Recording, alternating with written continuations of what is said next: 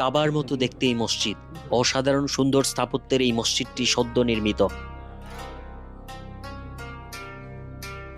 এক গম্বুজের নিচে 4 তলা মসজিদ, বেশ উঁচু মিনারের চলছে নির্মাণ। অনেকটা কাবা শরীফের আদলে এই মসজিদটির নির্মাণ হয়েছে বলে বলছেন এর সঙ্গে যুক্ত স্থপতি। মসজিদের ভেতরে গেলেই এর আরও স্থাপত্য সৌন্দর্য ধরা পড়ে।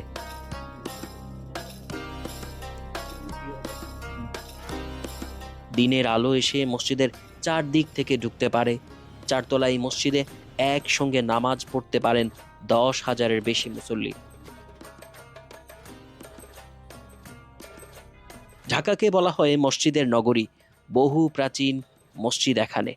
এর মধ্যে নতুন এই মসজিদটি নজর কেড়েছে তার স্থাপত্য সৌন্দর্যের জন্য।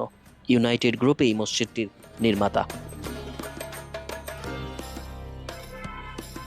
এই মসজিদে 105টি গাড়ি পার্কিং ব্যবস্থা রয়েছে। ডান দিকে ফোয়ারার মতো সুদৃশ্য স্থাপনা দেখা যাচ্ছে।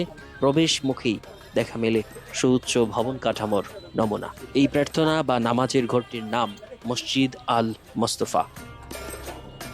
মসজিদের ভেতরের বিস্তারিত দেখাই।